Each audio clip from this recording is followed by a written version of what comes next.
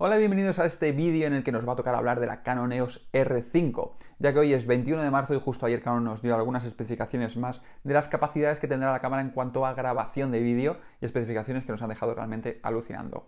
Durante este invierno Canon ya nos había dicho algunas especificaciones de la cámara, nos había enseñado el cuerpo de la cámara, la cual es muy similar a la EOS R, aunque han quitado algunas cositas de la parte trasera como ese touch bar. Pero hay que quedarse con el cuerpo de la cámara porque va a ser muy importante en lo que veremos después y en lo que nos dijeron ayer en cuanto a grabación de vídeo.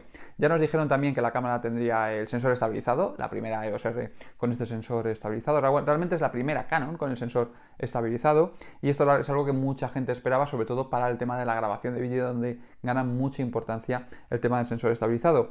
Tendrá mejor dicho, una velocidad de disparo en ráfaga de 12 fotogramas por segundo utilizando el obturador mecánico y 20 fotogramas por segundo utilizando el obturador electrónico, pero lo que nos dijeron ayer es las capacidades reales que va a tener la cámara en cuanto a grabación de vídeo, o mejor dicho, a grandes rasgos, porque nos quedan unas cuantas preguntas en cuanto a lo que nos dijeron ayer.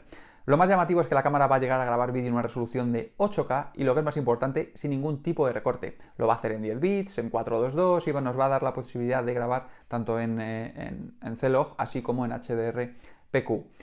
Esto va a generar unos archivos que son realmente brutales y también nos han dicho que la cámara va a tener un lector de tarjetas dual que va a ser CF Express y además SDVHS tipo 2.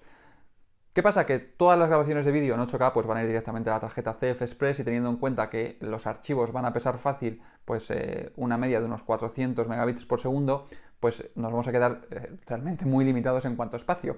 Así que espero que Canon nos dote de alguna herramienta más o de alguna posibilidad más, como otros fabricantes hacen directamente, pues sacando la grabación de vídeo a través de un disco duro USB, por una conexión USB. En cuanto a grabación 4K, la cámara también nos ha sorprendido porque nos va a permitir grabar 4K hasta 120 fotogramas por segundo, mejor dicho, 119,88 fotogramas por segundo, que eso es lo que nos ha dicho Canon hasta la fecha. No sé si después nos darán la opción de 120 directamente, pero hasta 119,88 fotogramas por segundo. Y esto supongo que tendrá algunas limitaciones obvias. Ya hemos visto cómo algunas cámaras pueden grabar a 60 fotogramas, pero muchos fabricantes lo que nos dan la opción es, cuando grabamos a 60 fotogramas, nos dan la opción de ellos capturan el doble de fotogramas en el vídeo y eso luego en edición pues lo podemos estirar. Es decir, lo que la cámara nos está generando realmente es un vídeo, en este caso 4K de 60 fotogramas por segundo, y lo que nos va a dar la opción es que después ese vídeo lo pongamos a un 50% en la edición de vídeo para que nos genere pues esos 120 fotogramas por segundo. ¿Qué ocurre con esto? Pues que normalmente esto está ligado a una limitación porque perdemos la grabación de audio u otro tipo de limitaciones. Canon no nos ha dicho todavía la resolución que va a tener la cámara. La cámara yo espero que tenga unos 45 megapíxeles aproximadamente, por ahí rondará, porque es el tipo de sensor que más o menos suelen utilizar o se necesitan para una grabación de vídeo en 8K. Pero lo que a mí me gustaría saber es las limitaciones que va a tener todo esto, porque obviamente las va a tener. Me cuesta creer que Canon haya conseguido desarrollar un sensor y un procesador que tenga la capacidad de lectura de tantas líneas por segundo. Hay que tener en cuenta que en 4K tampoco tenemos recorte, es decir, que la cámara tiene que leer todas las líneas del sensor a 120 fotogramas por segundo y eso no sé si va a generar algún tipo de Ralling Shutter, cosa que ya vemos actualmente en todas las cámaras que tienen grabación 4K. Esto genera pues que la lectura de líneas no sea tan rápida, pero claro, si estamos grabando a 120 fotogramas por segundo, yo entiendo que va a tener una capacidad de lectura muy alta. Así como pues el tema de los límites de tiempo. La grabación en estos archivos tan grandes lo que genera es que la cámara trabaje muchísimo. El sensor, la cámara, porque son muchas líneas de lecturas, el procesador de imagen tiene que ir almacenando muchísima capacidad, tiene que pasar todo esto a la tarjeta de memoria y todo eso internamente de la cámara genera calor. Por eso os decía al principio que es importante tener en cuenta que el cuerpo de la cámara es muy similar a la EOS R. Esto quiere decir que la cámara no tiene diferencia que otros modelos, como por ejemplo la S1H de Panasonic, no tiene ningún tipo de ventilación, de radiador, de disipación de calor interna. Así que desde mi punto de vista creo que va a tener algunas limitaciones en cuanto a la cantidad de tiempo o a la duración del tiempo que van a tener estas grabaciones. Todo esto va a generar mucho calor en el interior de la cámara y no sé muy bien cómo Canon va a lidiar con esto. Así que desde mi punto de vista creo que posiblemente podamos ver que la cámara tenga la capacidad de grabar durante clips muy pequeños o que en situaciones de grabación no muy controladas, en la que por ejemplo estemos grabando en exterior en verano, pues tengamos problemas de temperatura. Pero como os he dicho, Canon no nos ha dado ningún tipo de información sobre esto.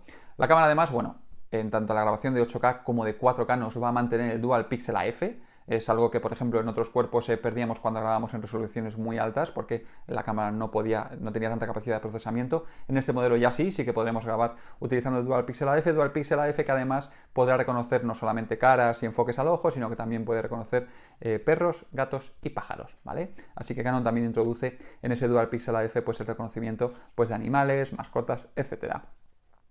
Esto será compatible, que ya os digo, tanto en 8K como en 4K, ¿vale? El tema del Dual Pixel. Así que esto es lo que sabemos hasta hoy de esta nueva Canon EOS R5. Habrá que ver, Canon no ha dicho nada más, no ha dicho nada en cuanto a precio y demás, pero viendo un poco especificaciones técnicas, esperad una cámara que no sea económica, esperad una cámara que sea realmente cara. Algo que también nos ha dicho Canon es que el estabilizador de imagen va a trabajar en combinación con el estabilizador que podemos encontrar en las ópticas, pero no han detallado mucho.